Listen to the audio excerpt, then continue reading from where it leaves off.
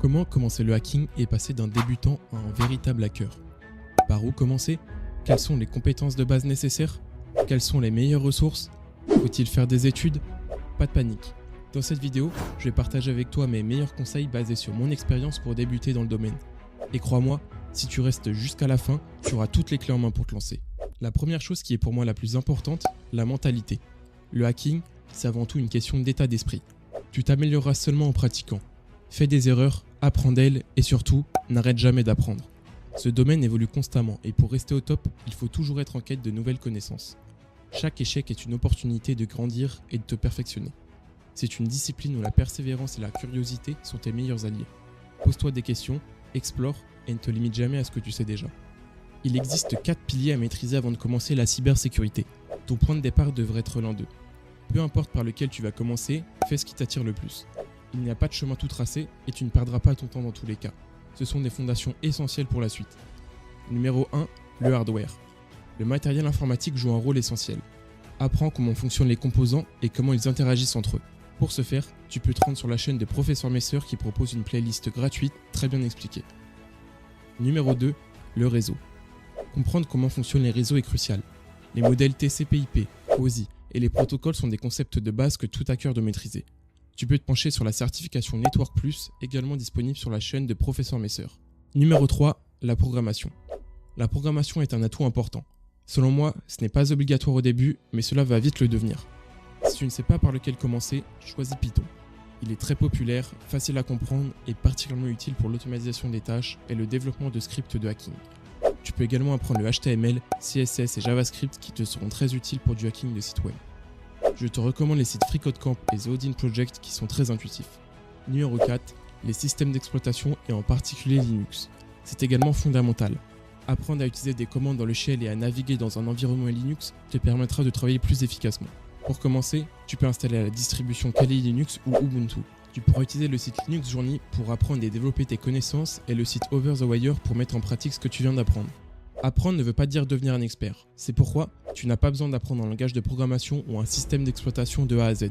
C'est impossible. Apprends la base, comprends ce que tu fais et apprends à faire des recherches par toi-même. Si tu as un ordinateur et une connexion internet, c'est largement assez pour apprendre. Fais ce qui te plaît et ce qui t'anime. Pour ma part, j'ai commencé avec les bases du réseau en apprenant comment les données étaient échangées entre deux ordinateurs et les protocoles utilisés. J'ai ensuite téléchargé l'environnement Kali Linux pour pouvoir tester l'outil Nmap et obtenir plein d'informations sur l'adresse IP, et l'outil Wireshark pour voir les données échangées sur les réseaux. Après avoir obtenu les bases, je suis maintenant prêt à développer tes compétences en hacking. Voici les 4 meilleures plateformes que je te recommande et que tu pourras utiliser pour te former. La première, c'est TryHackMe. C'est la plateforme parfaite pour les débutants avec des parcours structurés et guidés.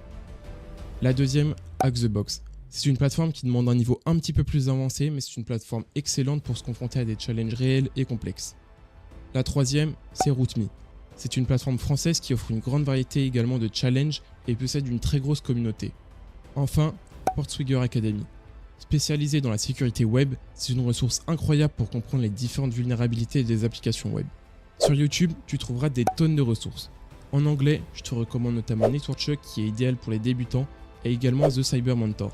Pour du contenu en français, tu pourras retrouver Hack-T-Back, Wacked et Franzosich.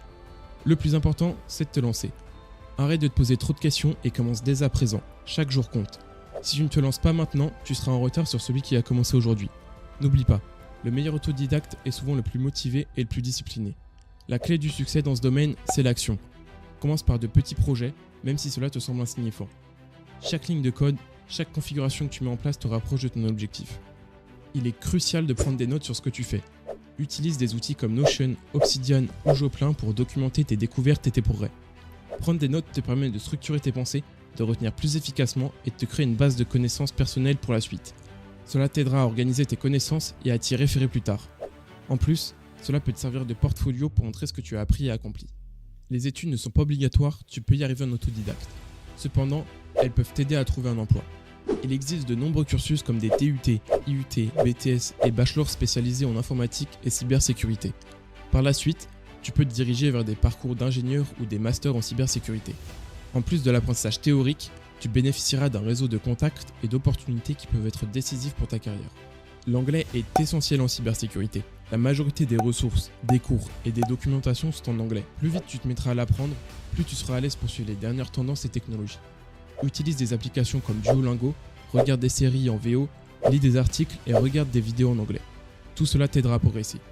L'anglais est la langue internationale de la technologie et être à l'aise avec elle te donnera accès à une richesse de connaissances.